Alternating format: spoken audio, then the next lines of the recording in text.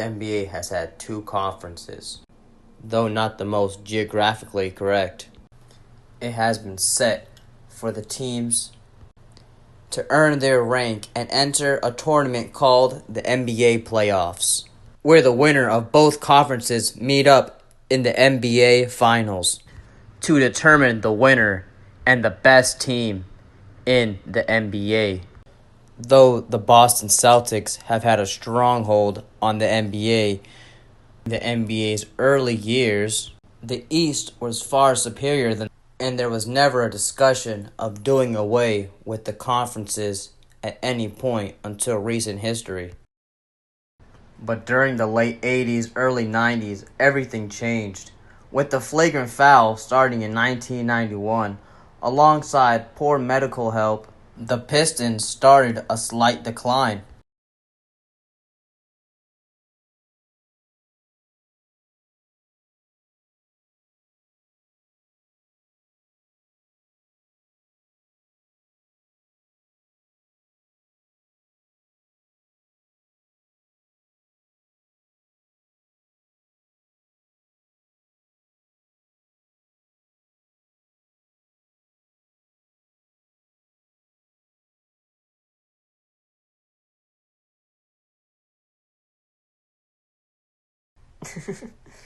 But nah, Larry's Celtics were unfortunate because Larry had an early retirement, and with the death of Len Bias, they had no one to carry the torch. Dr. J retired in '87 and Moses in 1995, Moncrief in 1991, leaving a new Eastern Conference with their young stars like Ewing, Reggie Miller, Barkley, Alonzo Mourning, and Shaq.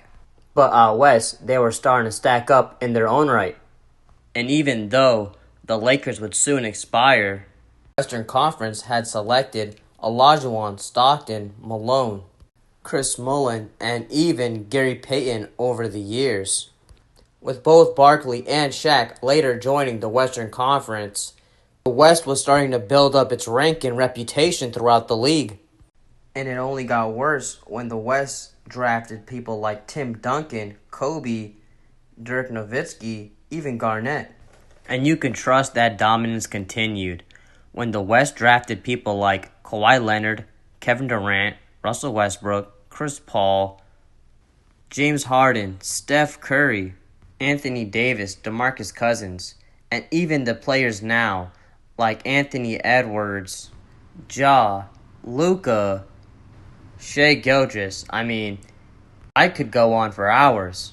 Even the Eastern Conference Originals spent some time out west. Paul George, Jimmy Butler, LeBron James, Kyrie, DeRozan, even Jason Kidd from back in the days. Now you may be wondering, how long did it take for us to realize this gap? And I would say shortly after this guy's retirement. You see, the championship is a bragging rights between both East and West alongside the All-Star game. So I'll break those down right about now. The Knicks end the second quarter on a 25-11 run. And at the half, it's the Knicks 56 and Miami 47. They are mixing it up as they walk off the court behind the Knick bench. Oh my, that Kiger, Grant Long, Charles Oakley, all of them. For me, and they start hitting you with elbows and all that kind of, jazz. He ended up getting caught. Someone hit him and he got stuck. Ended up getting caught by everyone. Busted his lip and the whole nine. And so when I went through, I kind of waited for Monty to go. Then as soon as he got towards the end, And the reason I chose at the end of this guy's career instead of picking the late 80s and early 90s is because perception is reality. And for most of this guy's time playing, he won those finals. Jordan retired in '98. In the 1990 season, all the way up to 2012, the Western Conference went 10-3 in those finals. And with the Heatles becoming a super team, they won 2 out of 4 championships, now going 12-5, but without stopping with the Heat. Again, since 1999 till current, the Western Conference is 17-8. though only by one, is more than double. Before Michael won his first championship, the Eastern Conference had a 27-18 advantage.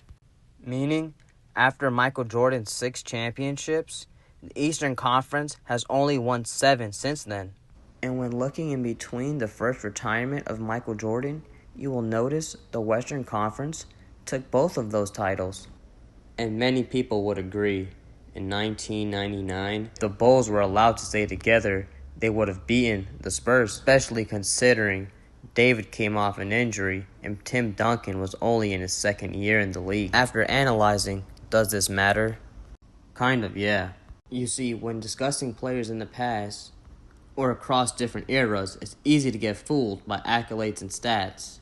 When the Bulls were winning, you couldn't really take too much credit away from the Eastern Conference. But now, over the years, it's considered a cakewalk. Both the all-time ranking and history are affected by these conferences. If you're not first, you're last. A championship won is dominion over the league for that year. Don't get me wrong, just going to the finals is a great feat. But after losing, questions may occur. As in my humble opinion, the 07 Cavs would have definitely never made the finals, as they did lose to the Spurs in a sweep. Nor is it that the 2018 Cavs would have definitely beat the 2018 Houston Rockets. When considering Kyrie was gone, and you call it the bum Cavs. The Rockets lost in 7 and the Cavs lost in 4. Finally, considering what happened in 2019, it's safe to say the West proved to be a challenge without another superstar. I'm not here to knock LeBron, for he is number 2 on my all-time list, but here to give context on what some call the Lestern Conference. I'd be the first to say the New Jersey Nets that made the finals would have not made the finals back in 2000s either. Nor do I think the Celtics would have made the finals in 2022. And I definitely don't think the Celtics team is an all-time team.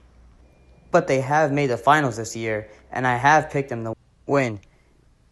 And though they're in the clear weaker conference, winning the championship is about being the best team you can be. So not only can the Celtics prove me right, but also win one for the East.